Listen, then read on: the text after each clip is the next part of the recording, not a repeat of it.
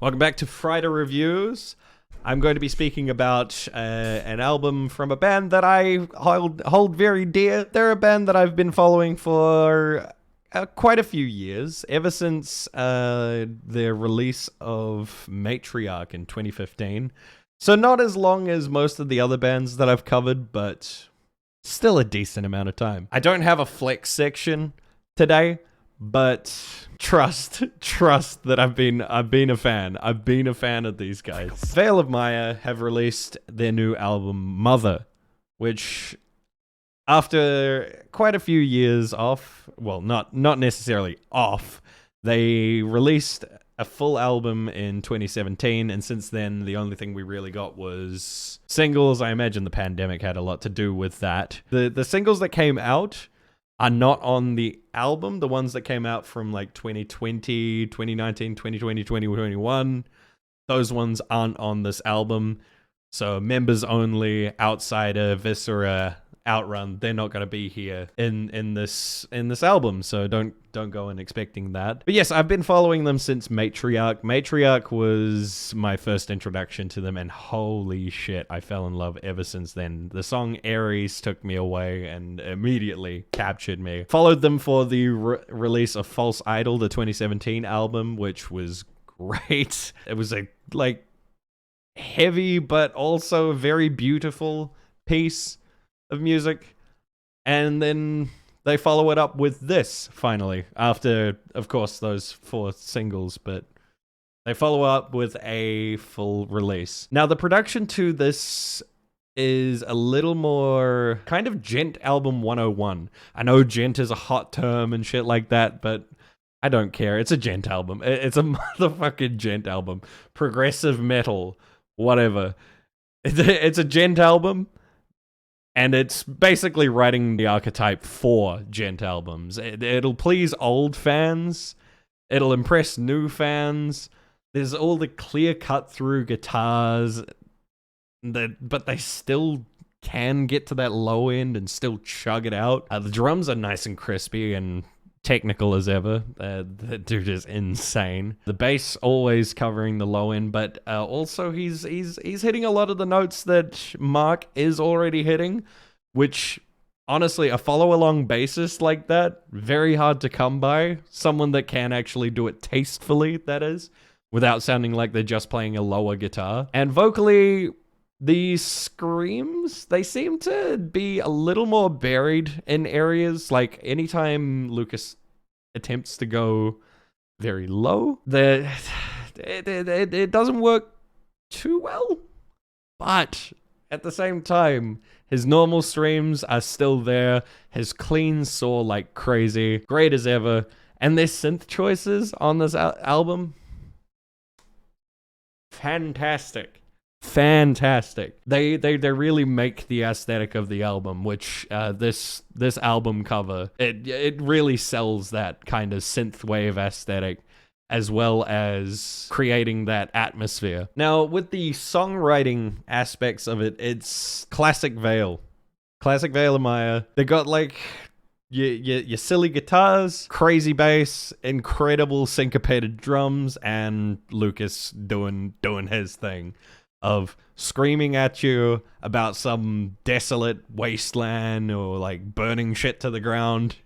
And, he's got the cryptic and beautiful ways of saying things. The guitar lines are super creative. Yes, so Mark, as ever, incredible guitarist and incredible writer to this kind of style. Absolutely insane. Pretty sure he has like fingers that are made of cocaine. They're just made of whatever the fuck makes you fast. I don't know how he gets from where he is up here to down here, back down to there in a split second, but he does it. He's incredible. The bassist, holy shit. I don't think enough praise is given to the bassist of Veil. He is following Mark 1 for 1. And the drums at the same time. He's carrying the rhythm section, but also adding to the melodic section somehow, which is incredible. The bro on drums is somehow hitting notes just perfectly in time, Then he knows where to go off on himself, doing some tasty ass fills. And like I said about Lucas, that man is an incredible vocalist. Knows where to carry his cleans. His cleans soar like crazy. His harmonies are immaculate. His screams, whilst the low has been a bit weaker on this album, I still give him credit. He's still got incredible screams, and he has enough variation to keep it interesting. Moving into the songs, they have a tradition of starting with a silly noise rhythm song. Like the rhythm goes crazy, and then there's just a bunch of silly noises, which it's classic Veil, like I said. Artificial Dose is the follow-up. They played with some panning, and the synth they used in it was really menacing. I will get to a little bit of that later. Godhead showing some promise. I originally didn't like it when it was a single. It eventually grew on me when I listened to it more, when I had the album a little bit more on repeat. Also, I want to give flowers to KJST Rock and Zach Jones, which I talked shit about in my Crown the Empire review. Good show, not a bad song. You can write good songs. Well done. There's a silly breakdown into it, and I love me silly breakdowns. Reconnect, Weedly Wednesday, baby. And look, it's notes for days. I will say that there's an interesting vocal effect on the chorus that stands out a bit too much, and it's not really mixed in properly. But either way, it still kicks. But speaking of kick, there is also a kick break in it where the kick sounds a bit one note. I don't know if you get what I mean. Like the velocity's been turned up to just 120, and they just left it there, and it's all at one note. It's not kind of like dragging a little bit. It sounds triggered. Red Fur, classic De La Maya song. Beautiful cleans, catchy ass chorus. I think it's the best single that they release off of this album. And of course, silliness. Disco Kill Party is something new for them. They took a real laid back kind of approach to it to begin with. It's a very pop punky kind of thing to begin with. It feels a lot like a 2012 metalcore song, which that's my era of metalcore, growing up with that kind of thing. Mother Part 4, I would say, is my least favorite single.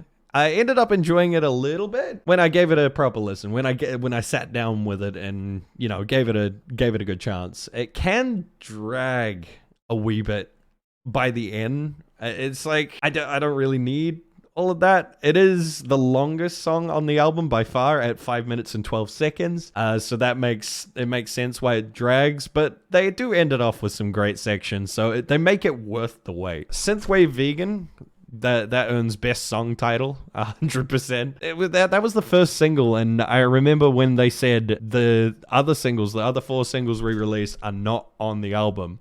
Here's what's going to be on the album. And I was like, okay, I'm good with it. I'll just listen to those singles and this separately. I'll listen to them all. It's fine. It goes silly. It's hard. It's got me pigeon bobbing. It's got me, you know, grooving along. Lost Creator. There was a blast beats. They went like deathcore for the last songs. It was really weird.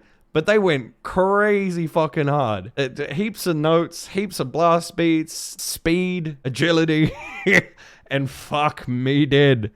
The first breakdown that happens on that. Oh. You know, it hits. Death Runner, which I labeled as Deathcore Runner.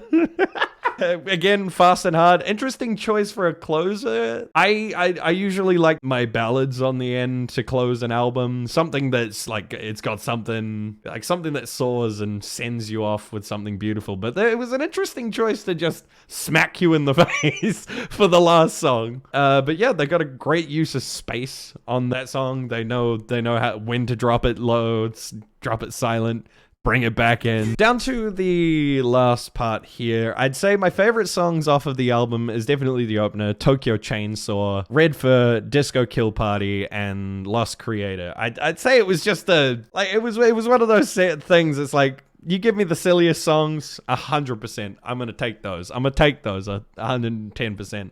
My least favorite, Originally, it was Artificial Dose, but that is growing on me. I don't like the hook too much, but at the same time, after listening to it countless times, I'm starting to become partial to it. And Mother Part 4, it drags a little bit for my liking. But at the same time, you gotta have some long songs, and you gotta take some risks on those long songs, and I respect them for putting it out. All in all, in summation, it's a solid album that it still stands with the rest of their work. Whilst I don't think it's their best. I don't think it's their best by far. I still think the Matriarch takes that. It's the most coherent. It's the most incredible. Like, it was groundbreaking at the time. I still think that it stands with their other works, and I'm happy to give that an enjoy. It's like my first official enjoy. And I'm definitely excited to spend more time with the album and put it into my normal rotation. I have been requested to give like numbers for it, so if I had to give it a number, 8 out of 10. 8 out of 10. I'm gonna go ahead. That's it. Let me know what you think. There's a good chance I might agree with you this time, or I might disagree. Who knows? That's what the comment section is for. Tell me why I'm wrong. Tell me why I'm right. Tell me where I fucked up and should have gone into more detail. Yeah, and also let me know if there's any other albums you want me to cover. I do cover them in my Discord. Everyone that I've listened to this week, I have covered in my Discord. I don't go into detail with a lot of the albums, but the ones that I review here on Wednesdays, I do. I'm hoping that the next one will be the Sleep Token album. Either way, thank you for watching.